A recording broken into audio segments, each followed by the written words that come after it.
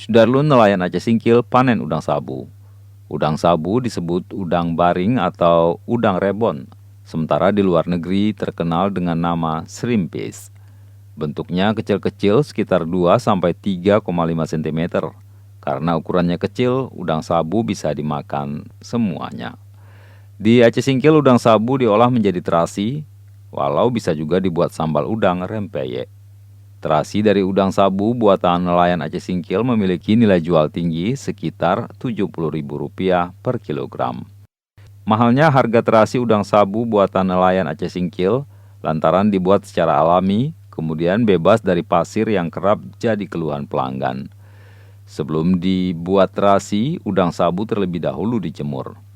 Permintaan terasi udang sabu buatan nelayan Aceh Singkil cukup tinggi. Sayangnya panen udang musiman setahun paling hanya 2 kali.